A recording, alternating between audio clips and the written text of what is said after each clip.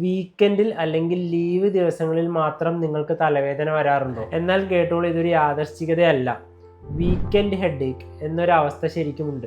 ശനി ഞായർ ദിവസങ്ങളിൽ നമ്മൾ റിലാക്സ് ചെയ്യുവാണല്ലോ, അപ്പോൾ പിന്നെ എന്തിനാണ് ഈ തലവേദന വരുന്നതെന്ന് നമുക്ക് തോന്നാം അല്ലേ? ഉത്തരം വളരെ ലളിതമാണ്.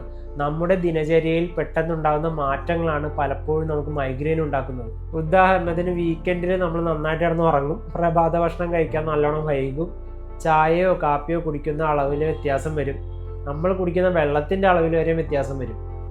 പിന്നെ മദ്യപാനം, പിന്നെ ആഴ്ചയിൽ ഉടനീളം അനുഭവിച്ച സ്ട്രെസ് ലെവൽ മാറുമ്പോൾ ഉണ്ടാകുന്ന സ്ട്രെസ് ലെവൽ ഡ്രോപ്പ്.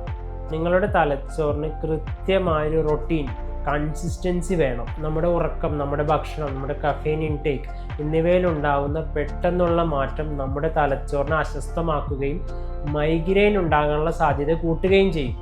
അതുകൊണ്ട് ലീവ് ദിവസങ്ങളിൽ തലവേദന ഒഴിവാക്കാനായി നിങ്ങളുടെ ഉറക്കവും ഭക്ഷണവും വെള്ളവും കാപ്പിയും കുടിക്കുന്ന സമയവും അളവും എല്ലാം മറ്റു ദിവസങ്ങളിൽ പോലെ കൃത്യമായി കൊണ്ടുപോകാൻ ശ്രദ്ധിക്കുക.